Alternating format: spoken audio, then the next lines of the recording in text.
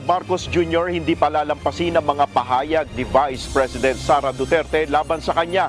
VP Sara ipasasabina ng National Bureau of Investigation dahil sa kanyang mga pagbabanta.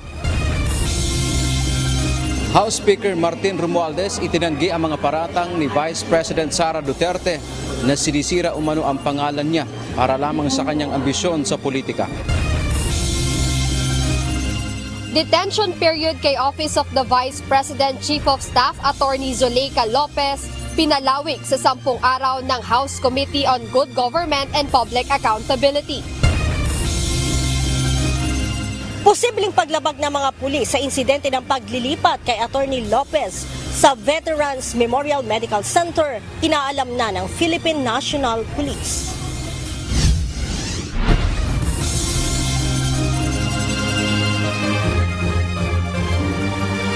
Magandang hapon, Pilipinas at sa buong mundo. Tayo po ay sa bayang napapakinggan sa Radyo La Verdad 1350, ang UNTV Radio. At una sa ating mga balita. Hindi palalagpasin ni Pangulong Ferdinand Marcos Jr. ang banta ng pagpapatay sa kanya maging sa ibang opisyal ng pamahalaan. Sa kanyang pahayag, sinabi ng Pangulo na nakababahala ang mga pahayag ng Vice-Presidente.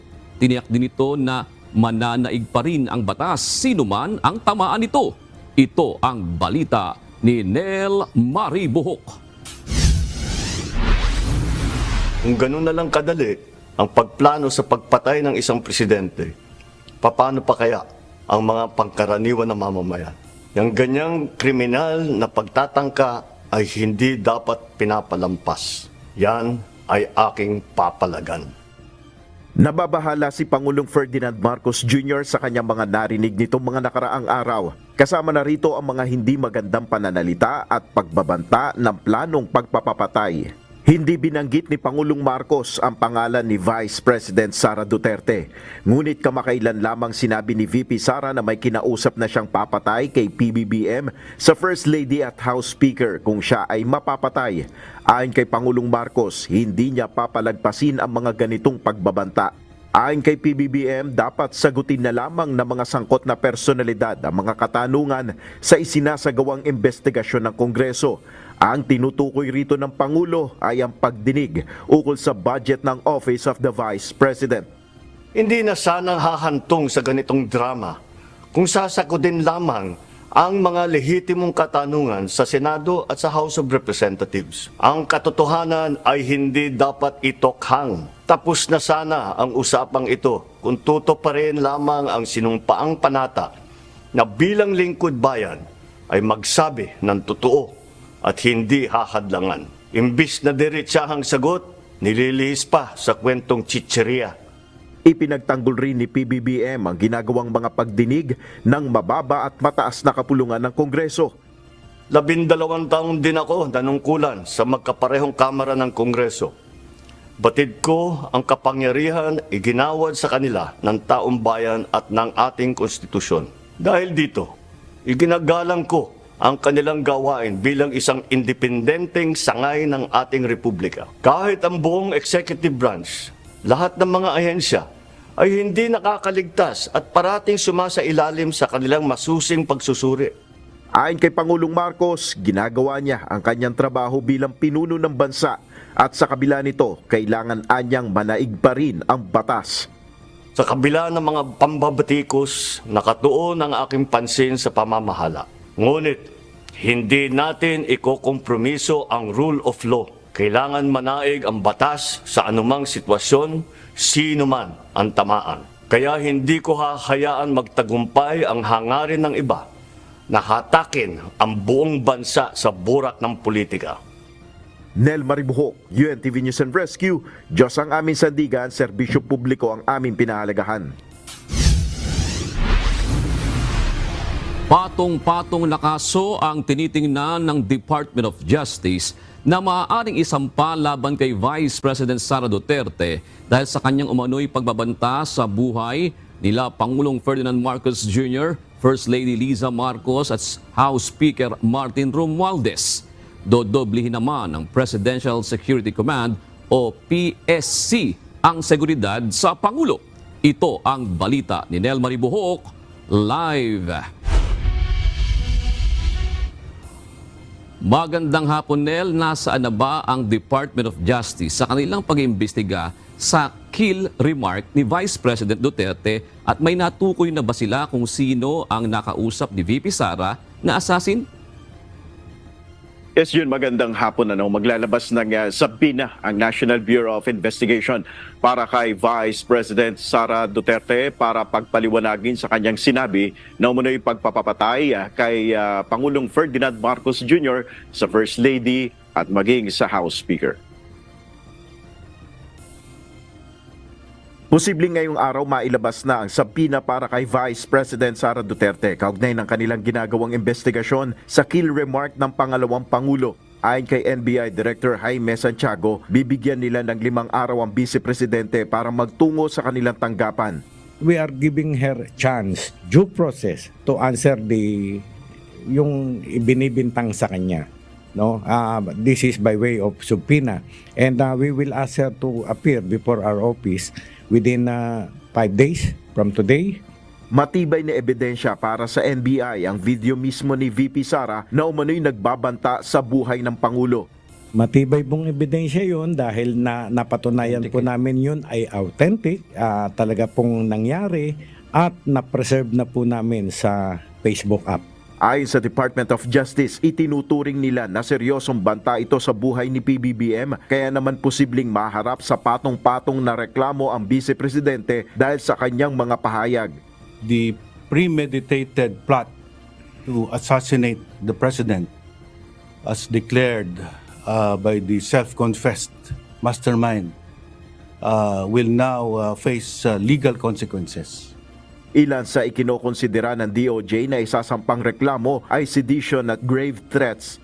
First, the vice president is not immune from suit. She can be the subject of any criminal administrative case. Based on our initial study, sedition is a possibility. We are not closing our eyes on other possible criminal offenses, even graver than sedition. But grave threats and sedition are obviously being considered. Ayon naman sa Prosecutor General na si Attorney Richard Anthony Fadulion, uusad pa rin ang investigasyon kahit hindi lumutang sa NBI si VP Sara. Whatever evidence is in the possession of or will be in the possession of the NBI based on its investigation outside of any statement or any cooperation coming from them is something that we can work on already. Kaugnay ng mga sinabi ni VP Sara laban sa Pangulo, magpapatupad ng mas mahigpit na seguridad ng Presidential Security Command o PSC. Tumanggi ng magdetalye si PSC Civil Relations Officer Major Nestor Endoso pero dodoblihin anya ang seguridad ng Pangulo. Makikita nyo na lang po siya during mga incoming engagement ni President kasi yung action sa amin dito na didouble natin yung security ng President lalo sa mga upcoming activities niya, mas electing natin yung security. Yun, ayon sa NBI, wala rin silang idea pa kung sino itong nakausap ni VP Sara. Tiniyak naman ng DOJ na magiging patas sila dito sa isinasagawang investigasyon at wala rin sinabing timeline ang Justice Department kung kailan matatapos itong investigasyon. June. Nabanggit ba kanina sa pulong na dinaluhan mo kanina, Nel, na yung sinasabi naman ng kampo ni VP Sara ng mga abogado ay sinasabi na hindi pa naman daw ito active na banta dahil ito ay mangyayari lamang kung mamamatay si VP Sara. Yes, nabanggit yan, Jun. Kinokonsidera nila yung mga naging paliwanag dun sa naging remarks nga ng Vice Presidente. Pero para sa kanila, dun sa kanilang initial na kanilang mga pagsusuri at investigasyon, seryosong threat pa rin yun. Yung sinabi nila, sinabi ni VP Sara ukol nga dito sa seguridad ng Pangulo. So, ang sa kabuuan kanina, dun sa press briefing ng DOJ at ng NBI, wala naman silang sinasabi na ito ay hindi nila siseryosohin. Lagi nilang sinasabi na ito ay ikokonsidera na seryosong banta sa buhay ng Pangulo. Yun. Pero papaano naman sinasabi, Nel, na ito ay mahuhulog sa sedition?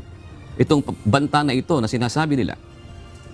Hindi pinaliwanag sa atin ng DOJ yung buo, pero yun yung isa sa mga tinitignan pa lang nila na posibilidad. Pero may binigay na hint sa atin ng DOJ na mas mabibigat na kaso. Pero ayaw nga nilang i-detalye yun at sinabi nga sa atin na bigyan daan muna itong ginagawa nilang investigasyon at sa mga posible, sa mga susunod na linggo ay maglabas sila ng pahayag ukol dito, Jude. So meron ding sinasabi kanina yung resource person na pagka hindi nagpakita si VP Sara ay pwede naman may mga nag-gather na silang ebidensya. Ibig sabihin, hindi mandatory na kailangan pumunta ni VP Sara o tumugon doon sa subpoena. Ganun ba yun, Nel? Tama ka dyan, Jun. Sapat na sinasabi nila na nag-gather nilang o yung ginagather nilang ebidensya at yung makukuha pa nilang ebidensya para umusad ang kaso. So hindi naman kinakailangan na hintayin pa nila yung magiging pahayag ng Vice Presidente, pero dahil nga sa due process ay hihingan nila yung panig ng Vice Presidente ukol nga dito sa kanyang mga sinabi, Jun. Kailan ba ang alis ni Pangulong Marcos, Nel? Kasi kasama ba kayo dyan ngayon sa pagpunta niya sa gitnang silangan?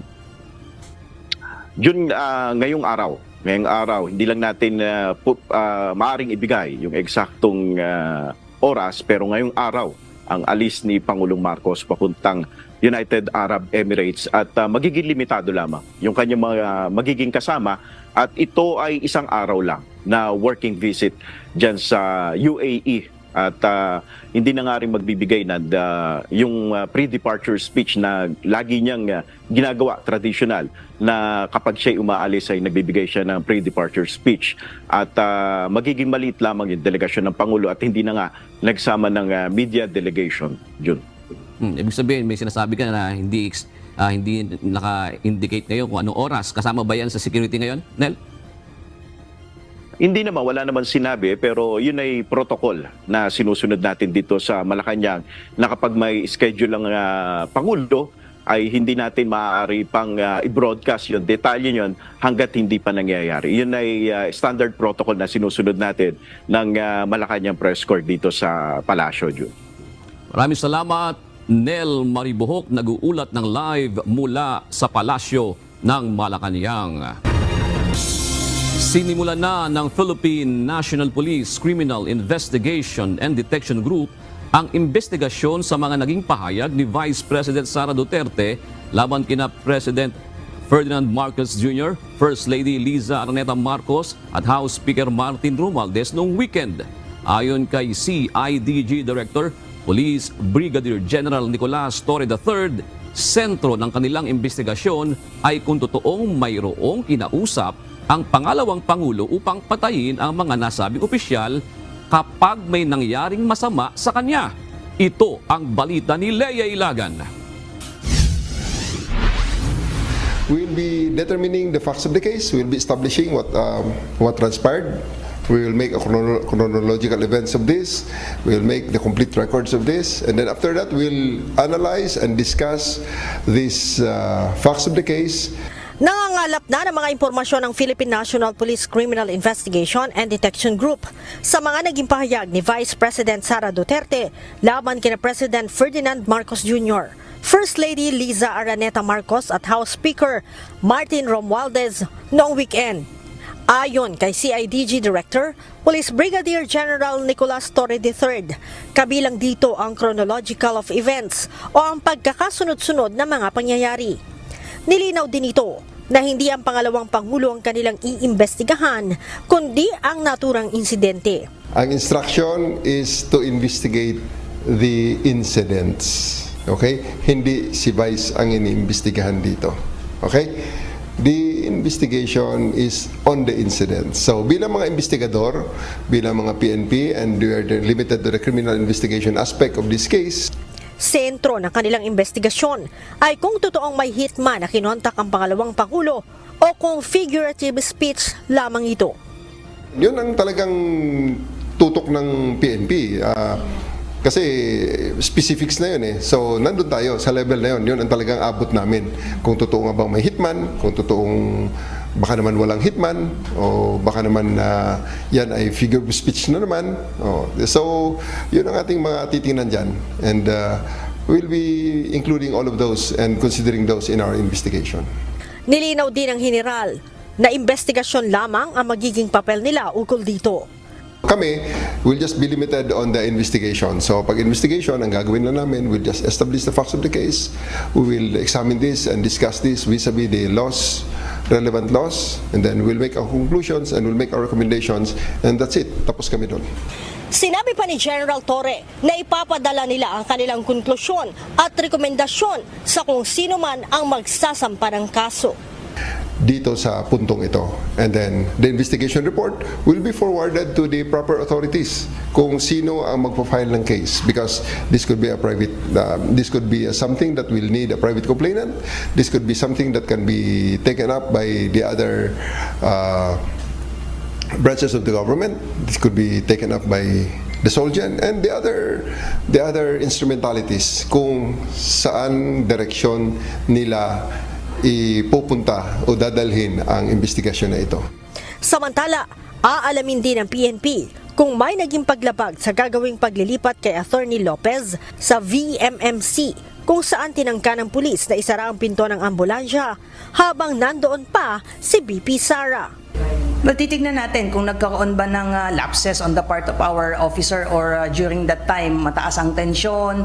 Yung ating mga officer who was there as an action on the part of the PNP because nag-seek po ng assistance sa atin yung Office of the Sergeant at Arms ng Kongreso. So yun po yung naging participation ng PNP doon nung isinakay po doon. So immediately we want to proceed doon po sa Veterans Hospital or even doon sa St. Luke. So yung ating police doon ay titingnan natin kung nagkaroon ba ng eagerness on the part of the police na hindi niya napansin na may mga tao pa doon sa likod po ng pinto. So these are things are being looked into po ng PNP. Noong weekend, sinabi ni BP Sara sa isang virtual press conference na kumontak na siya ng assassin para ipapatay sina President Marcos, asawa nito, at si House Speaker sakaling may mangyaring masama sa kanya. Leia Ilagan, UNTV, News and Rescue. Diyos ang aming sandigan, serbisyo publiko ang aming pinahahalagahan. Hindi nakadalo sa pagdinig ng Kamara ngayong araw si Office of the Vice President Chief of Staff Attorney Zulaika Lopez dahil sa hindi pa rin maayos na kalagayan nito. Ngunit mismong si Vice President Sara Duterte ang nagpunta sa House of Representatives kaugnay ng nasabing pagdinig. Pinalawig naman ng House Committee on Good Government and Public Accountability ang detention period ni Attorney Lopez. Ito ang balita ni Jed Neresina live. Magandang hapon, Jed. Ilang araw ba ang idinagdag ng komite sa detention ni OVP Chief of Staff Attorney Zulaika Lopez? Magandang hapon din, June. Mula nga sa 5 araw ay ginawang 10 araw ang detention period ni Office of the Vice President Chief of Staff Attorney Zulaika Lopez. Sa pagdinig ng House Committee on Good Government and Public Accountability ngayong araw, inihain ng ACT Teachers Party List Representative Franz Castro ang motion na palawigin ang detensyon ni Attorney Lopez. Paliwanag ng mambabatas, ito ay dahil umano sa ipinakitang pag-uugali ni Attorney Lopez na umiiwas sa pagbibigay ng malinaw na sagot at pagsisinungaling sa mga pahayag nito sa nangyari sa kanya sa detention facility nitong nakaraang weekend. In view of the what happened during the last 2 days or so, I would like to consider to move for a reconsideration of our resolution insofar as it's limited the period of detention for only 5 days. I move, Mr. Chair, that the period of detention of Attorney Lopez be 10 days instead of 5 days. Agad naman itong inaprubahan ng chairperson ng House Committee na si Representative Joel Chua. Kinwestiyon naman ni Representative Rodante Marcoleta at sinabing paano ang naging ebaluasyon ng mga ebidensya o ano ang naging batayan sa ipinataw na contempt order sa Chief of Staff ng OVP. Matapos banggitin sa opening statement sa nasabing pagdinig, ay muli itong ipinaliwanag ni Representative Joel Chua. Nakita po ng committee na ang kanyang mga sagot at mga pagkilos mula sa mag-umpisa ng inquiry nito ay evasive, uncooperative, and untruthful. Ang suma total at kabuuan ng kanyang mga acts and responses ultimately convinced the committee that Attorney Lopez was guilty of interfering in and frustrating Congress' exercise of its power of legislative inquiry. Samantala sa ikalawang pagkakataon ay dumalo nga si Vice President Sara Duterte sa pagdinig ng Kamara kaugnay sa paggamit ng pondo ng kanyang tanggapan maging ng Department of Education. Bago pa siya magtungo sa House of Representatives kanina ay sinabi niya sa isang maikling panayam kung bakit nagpasya siya na dumalo na sa nasabing pagdinig.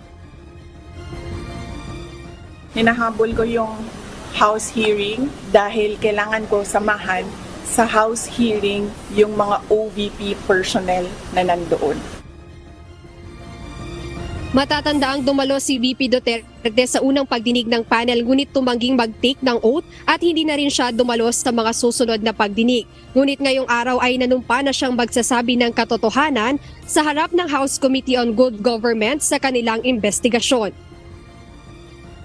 June, hindi pa nga rin tapos yung pagdinig ng Kamara kaugnay nga sa paggamit ng pondo ng Office of the Vice President maging ng Department of Education dahil pansamantalang sinuspende ang pagdinig dahil kinakailangang dumalo sa plenary session ng mga kongresista. At binanggit din ni VP Sara ang kalagayan ni Attorney Zuleika dito sa Veterans Memorial Medical Center ay may mga pagkakataon daw na umiiyak pa rin si Attorney Lopez kapag naaalala yung mga hindi magandang nangyari nitong weekend sa kanya nang ihain nga yung order na pagpapalipat sa kanya sa Women's Correctional sa Mandaluyong City. At binanggit din ni VP Duterte na sa kanyang pag-alis papunta kanina sa House of Representatives ay naiwan si Senator Ronald Bato de la Rosa kasama ni Attorney Lopez. Ayan muna ang update, balik sa iyo, June.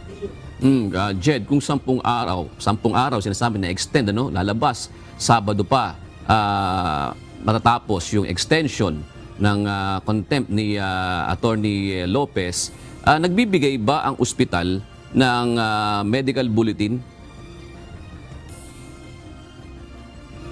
May inilabas ngang statement kanina ang BMMC kaugnay sa kondisyon ni Attorney Lopez pero hindi ito detalyado dahil sinasabi nila na data privacy rin ito ni Attorney Lopez. Kaya yung mga update kaugnay sa lagay o kung bumubuti na ba ang kalagayan ng Chief of Staff ay nakukuha lang natin sa pamamagitan ng panayam kay Vice President Sara Duterte o kaya kay Senator Ronald Bato de la Rosa na kasama niya dito sa BMMC. June? Sabihin, doon lamang sa dalawang opisyales ng gobyerno na yon malalaman yung detalye noong medical bulletin ni Attorney Lopez. Jed. Tama ka dyan, June, dahil tumatagi nga itong BMMC na maglabas ng detalyado impormasyon kaugnay doon sa kondisyon nitong si Attorney Lopez na kasalukuyan pa rin nandito sa BMMC. June. Maraming salamat, Jed Neresina.